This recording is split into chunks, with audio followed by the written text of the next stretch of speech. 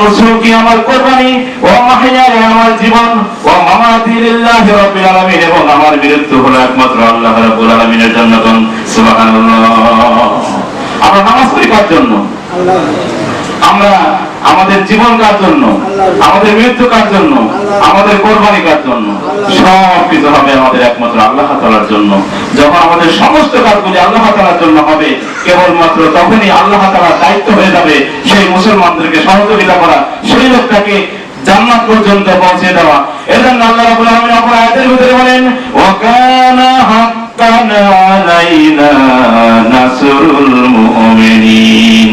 কোন ভয় নাই, আল্লাহ তাআলা বলেন নিশ্চয় মুসলমানরা যখন বিপদে পড়ে যায়, কোন মুমিন বিপদে মুসিবতে পড়ে যায়, আর এই বিপদ মুসিবতে তাকে সহযোগিতা করে আমার আল্লাহর জন্য ওয়াজিব হয়ে যায়। সুবহানাল্লাহ।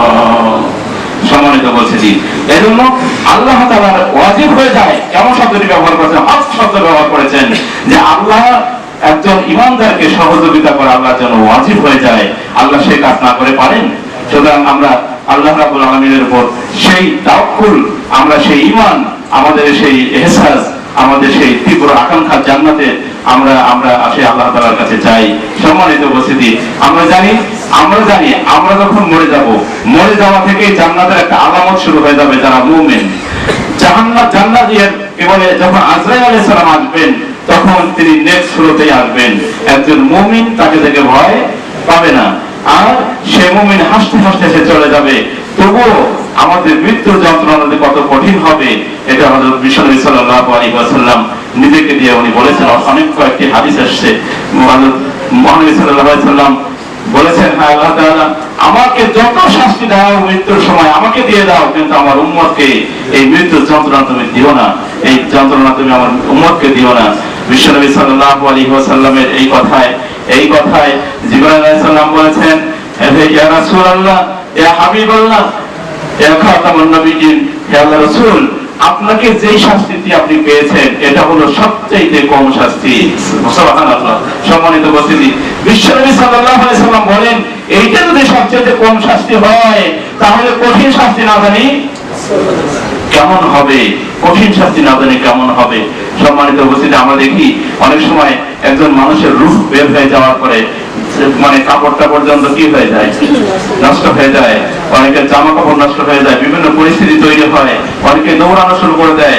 এই আমাদের মোটামুটি 2 থেকে 2.5 বছর আগে আমি দেখেছি, আমার সামনে একজন মানুষ, আমার আত্মীয় হন, উনি খালি দৌড়াচ্ছেন, একবার একদম ঢেকে নিচে যাচ্ছেন, একবার মানে মাথার মধ্যে উঠতেছেন, একবার ধারের গোলার মধ্যে উঠতেছেন, একেবারে ছটফট করে দৌড়া শুরু করে দিয়েছেন। দেখা গেল ঘন্টাখানেক পরে উনি ঠিকই আল্লাহ তাআলা ওনাকে নিয়ে গিয়েছেন। ঘন্টাখানেক পরে তখন যতটুকু শিক্ষা অর্জন করেছি, তখন মনে হলো যে এই যে হাদিসগুলোতে বিশ্বনবী সাল্লাল্লাহু আলাইহি ওয়াসাল্লাম বলেছেন, যে রেফারেন্স গুলো আসছে, তাতে করে এটা আসলে একটা যন্ত্রণার একটা প্রকার, কি বলেন?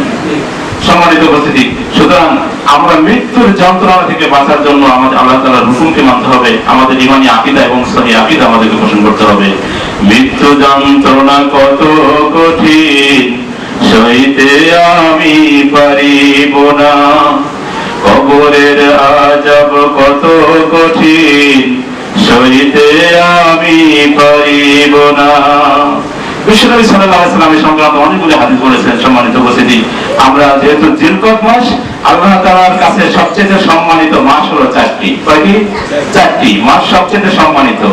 সবচেয়ে সম্মানিত 4টি মাসের মধ্যে এক লাগাতার হলো 3টি, লাগাতার 3টি। সে 3টি হলো শাওয়াল, রমজানের পরে কি শাওয়াল, জিলকদ, জিলহজ।